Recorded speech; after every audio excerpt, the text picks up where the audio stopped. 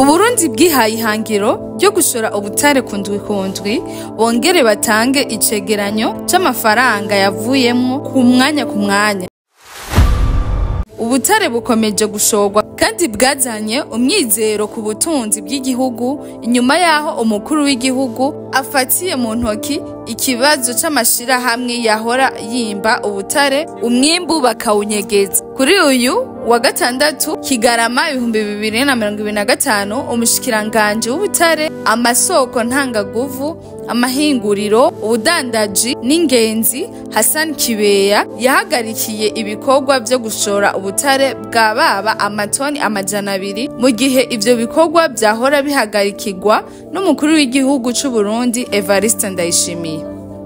Umushikiranganje Hassan Kibeya yamenyesheje ko inyuma y'indwi zibiri bashoboye kwegeranya itoni 40 za coltan, itoni 40 za wolfram, itoni 66 za amethyst hamwe n'itoni 23 za quartz.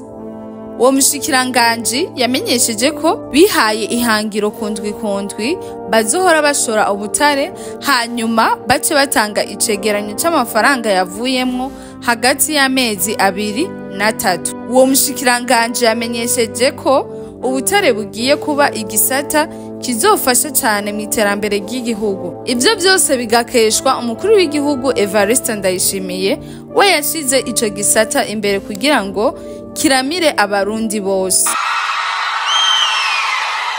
Ikoraniro ry'imboneka rimwe mu Burundi kumwe n'umukozi w'Imana Doug Heward Mills aba mu gihugu ca Ghana ku magenekerezo 12 na 13 uku kwezi nyene ku 12 2025 kw'ishingiro ry'uruteri riri mu gisagara ca Bujumbura mu bugenzi hepfo gato y'ibitaro Prince Jean Charles.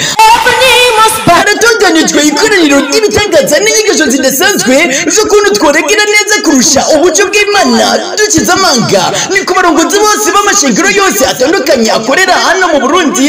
Eka no wese afite icyo akora mu murimo w'Imana tuzoba turi kumwe n'umukozi w'Imana adasanzwe Doug Heward Mills ava mu gihugu ca Ghana.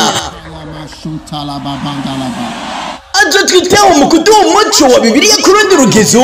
Igisigaye rero twiyandikishe tujye ku rutonde rwa hafi bazokwitabira izo nyigisho kuri izi nimero zikurikira 66 50 49 71 canke 62